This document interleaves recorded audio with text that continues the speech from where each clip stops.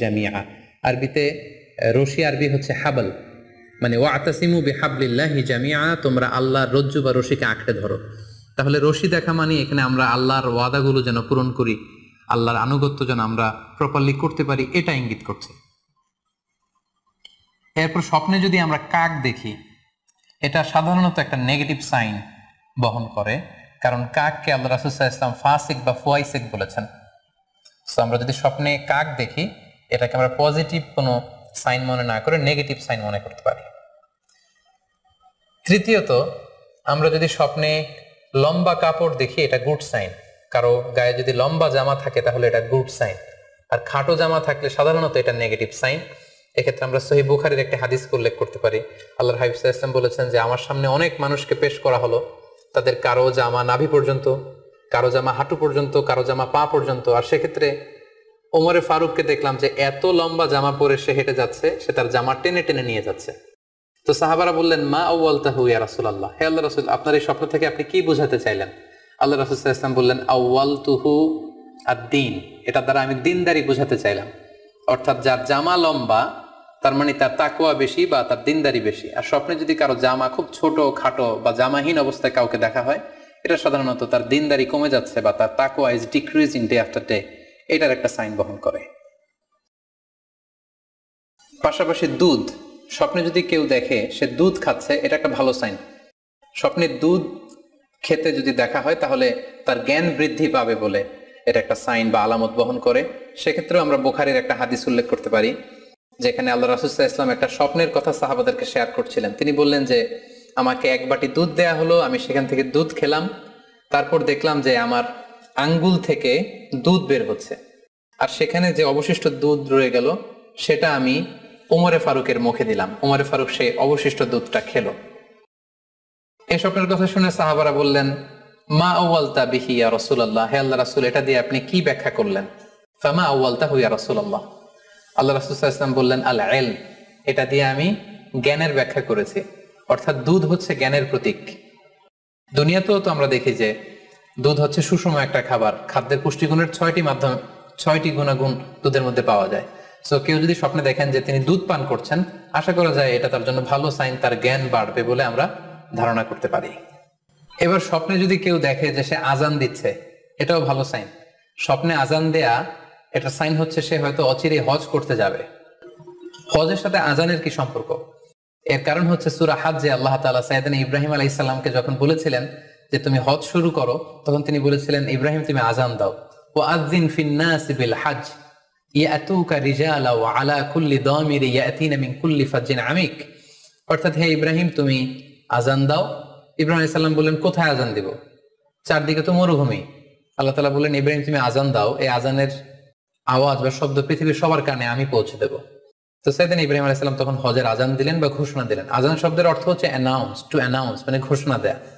So আপনি যদি স্বপ্নে দেখেন যে আপনি আজান দিচ্ছেন বা কেউ আজান দিচ্ছে, তাহলে সে অচিরে হজ করবে বা হজ রিলেটেড কোনো একটা ব্যাখ্যা হতে পারে।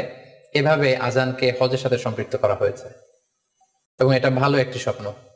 এবার স্বপ্নে যদি কেউ গর্ত দেখে যে সে গর্ত খুঁড়ছে বা তার জন্য কেউ গর্ত করছে, এটা ষড়যন্ত্রের সাথে সম্পৃক্ত। কেননা আরবি প্রবাদে আছে যে মান হাফারা হুফরাতান ওয়াকা ফিহা, কেউ যদি কারোর জন্য গর্ত করে তাহলে সেই গর্তে সে নিজে আগে পড়বে। তাহলে গর্ত করা মানে অনেকটা কারো বিরুদ্ধে শত্রুতা করা বা ষড়যন্ত্র করার একটা চিহ্ন বহন করে।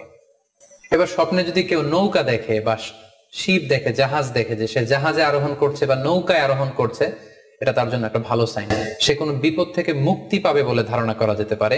কারণ সূরা আনকাবুতের 15 নম্বর আয়াতে আল্লাহ বলছেন, ফাআনজাইনাহু ওয়া আসহাবাস সাফিনাতি ওয়া জাআলনাহা আয়াতাল লিল আলামিন। অর্থাৎ আমি নূহ আলাইহিস সালাম এবং তার সাথের ঈমানদার সবাইকে আমি এই নৌকায় উঠিয়েছি এবং মহাপ্লাবন থেকে তাদেরকে আমি বাঁচিয়েছি। আর এই মহাপ্লাবনকে আমি গোটা বিশ্বের জন্য একটা নিদর্শন করে রেখেছি। সো নৌকায় ওঠা বা জাহাজে ওঠা, কোনো শিপে বা লঞ্চে ওঠা, এটা আপনি বিপদ থেকে মুক্তি পাবেন, and you are in the safe zone, এই ধরনের একটা ইঙ্গিত বহন করে। ইমাম মুহাম্মদ ইবনে সিরিনের কাছে এক লোক এসে বলল যে, ইমাম, রাআইতু কাআন্নী আহরুসু আরদান লা তুমবিত। হে ইমাম, আমি স্বপ্নে দেখেছি যে আমি একটি শস্য ক্ষেত্র চাষ করছি কিন্তু কোনো ফসল হচ্ছে না, এটার মানে কি? তিনি ব্যাখ্যা করে দিলেন, আনতা তা'জিলু আন ইমরাআতিক, অচিরেই হয়তো তোমার স্ত্রীর সাথে তোমার সেপারেশন হয়ে যেতে পারে।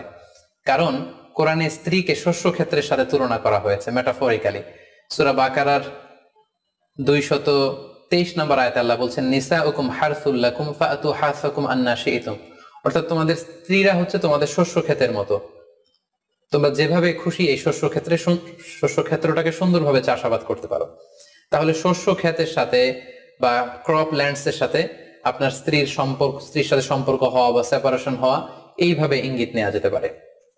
সবশেষে একটি ঘটনা উল্লেখ করার মধ্য দিয়ে আমরা এই সিম্বলিক বা আইকনিক ব্যাপারটা শেষ করতে চাই। সেটি হচ্ছে, ব্যক্তির ভিন্নতার কারণে কিন্তু স্বপ্নের ব্যাখ্যাও ভিন্নতা হতে পারে। ব্যক্তি ভিন্নতার কারণে স্বপ্নের ব্যাখ্যাও ভিন্ন হবে। একই স্বপ্ন দুইজন লোক দেখলো, দুইজনের স্বপ্নের ব্যাখ্যা কিন্তু দুরকম হতে পারে। সেক্ষেত্রে আমরা মুহাম্মদ ইবনে সিরিনের একটা ঘটনা উল্লেখ করতে পারি। মুহাম্মদ ইবনে সিরিনের কাছে এক লোক এসে বলল যে, আমি স্বপ্নে দেখেছি আমি আজান দিচ্ছি, এটার ব্যাখ্যা কি? উনি বললেন, তুমি হজ করতে যাবে। তার কিছুদিন পরে আরেক লোক এসে একই স্বপ্ন দেখলো, তিনি বললেন যে, আমি স্বপ্নে দেখেছি যে আমি আজান দিচ্ছি। তো তিনি বললেন, চুরিতে তোমার হাত কাটা যাবে। তো ওনার ছাত্ররা দুইজন লোকের কাছে দুই ধরনের উত্তর দেওয়ার কারণে অবাক হয়ে জিজ্ঞেস করলেন যে, হে ইমাম, একই স্বপ্ন দুইজন দেখলো, কিন্তু আপনি এক একজনকে এক এক উত্তর কেন দিলেন? তো তিনি বললেন যে, এই দুইজনকে আমি চিনি এবং তাদের ব্যক্তিগত জীবন সম্পর্কে আমি জানি। সো তাদের জীবন আচরণ, তাদের ব্যক্তিত্বের কারণে আমি দুই ধরনের ব্যাখ্যা করেছি। প্রথম জনের ব্যাখ্যা করেছি আমি সূরা হজের আলোকে, কারণ সূরা হজে আল্লাহ ইব্রাহিম আলাইহিস সালামকে বলেছেন, ওয়া আযযিন ফিন-নাসি বিল হজ, তুমি মানুষের মাঝে হজের জন্য আজান দাও, ঘোষণা দাও। সো সেই লোকটি আজান দিয়েছে, তার মানে আশা করা যায় সে হজে যাবে। আর দ্বিতীয় লোকটির স্বপ্নের ব্যাখ্যা আমি করেছি সূরা ইউসুফের আলোকে। সূরা ইউসুফে একটি আয়াত আছে, সুম্মা আযযানা মুআযযিনুন আইয়াতুহাল আইর ইন্নাকুম লাসারিকুন। অর্থাৎ মিশরের কিং এর একটি পানপাত্র চুরি হয়ে গিয়েছিল। ইউসুফ আলাইহিস সালাম ইচ্ছা করে সেটা তার ভাই ইয়ামিনের খাদ্যের প্যাকেটের ভেতরে ঢুকিয়ে দিয়েছিলেন। আর তখন সেখানকার স্টাফরা বা সৈনিকেরা আজান দিয়েছিল, মানে ঘোষণা দিয়ে বলেছিল, হে ক্যারাভান, হে কাফেলার লোকেরা, তোমরা চুরি করেছো। তো তিনি মুহাম্মদ ইবনে সিরিন বললেন যে, দ্বিতীয় লোকটার ব্যাপারে আমি জানি, সে আসলে অসাধু একজন লোক, এবং তার ক্ষেত্রে সে স্বপ্নে যেহেতু আজান দিতে দেখেছে, সে কখনো হতে যাবে না, বরং সূরা ইউসুফের আলোকে চুরিতে তার হাত কাটা যাবে। তো এভাবে আমরা কোরআন সুন্নাহর আলোকে বা স্কলারদের যে অভিব্যক্তি, সেগুলোর আলোকে স্বপ্নের মধ্যে থেকে যেগুলো সিম্বলিক, আইকনিক, যেগুলো ইঙ্গিতবহ, এগুলোর ব্যাখ্যা আমরা এভাবে করতে পারি। সম্মানিত শুধু এই ছিল স্বপ্ন নিয়ে আমাদের আজকের আলোচনা। আমরা এই আলোচনা থেকে বুঝতে পারলাম যে স্বপ্ন তিন ধরনের হতে পারে। কোনোটা আল্লাহ দেখান দিক নির্দেশনার জন্য বা সুসংবাদ স্বরূপ, কোনোটা শয়তানের পক্ষ থেকে ভয় দেখানোর জন্য, আর কোনোটা হচ্ছে আমাদের চিন্তা ভাবনার প্রতিচ্ছবি। আর স্বপ্ন যতটা সম্ভব অন্যের কাছে না শেয়ার করতে পারলেই ভালো। বিশেষ করে যদি আপনি ভয়ঙ্কর দুঃস্বপ্ন দেখে থাকেন, সেক্ষেত্রে এমন লোকের কাছে আপনি শেয়ার করুন যে আপনাকে পছন্দ করে, যার কোরআন সুন্নাহর জ্ঞান আছে, যার মধ্যে এলেম আছে, আমল আছে।